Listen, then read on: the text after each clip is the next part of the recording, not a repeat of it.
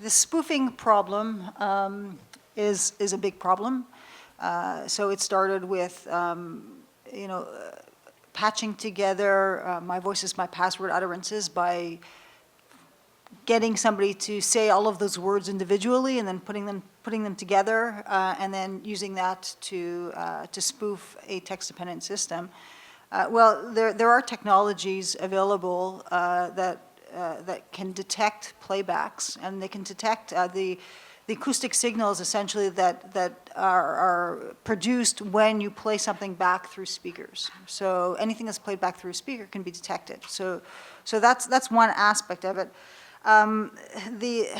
The real challenge right now is all of the advances in technology for synthetic speech detection, right? So now you could, and it was mentioned this morning, Lyrebird is one example of a company who will allow you to go to their website and allow you to provide 30 utterances, 30 phrases, and then they will produce your synthetic voice. And then they could use that to try to spoof these systems. But the technology is getting better and better in synthetic speech production, and someday we'll be at the point where we'll have real-time voice conversion, where you can actually have a fraudster talk into a microphone or talk into their system and have the system in real time change their voice to your voice, so they can actually live answer the questions. So that's a real threat. I know at Nuance we have a fairly large research team that are continually looking into the synthetic speech production systems and detecting when the speech comes from these systems. They're detecting specific parameters, specific elements of what those systems are producing to be able to detect that those systems are actually producing that voice. But that's not enough, because it's always a race, right? They're going to one step ahead, we're one step behind, then we catch up, and then they move one step ahead. So we have to be very careful.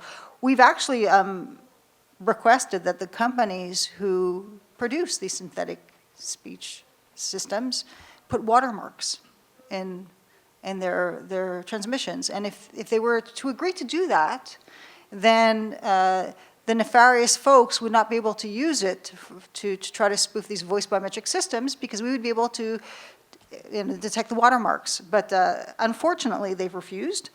So other techniques are important. And one of the things that we've actually recently, a new innovation we've come up with, which will help a lot in this area, not just detecting synthetic speech, but it's a new biometric that we call conversation print.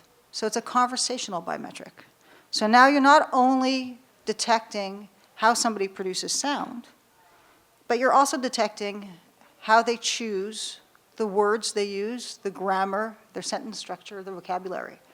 So and if you think about it, if you were to speak to somebody you know well, or to a family member, and things would come out of your mouth which are not characteristic of you, they would probably notice that.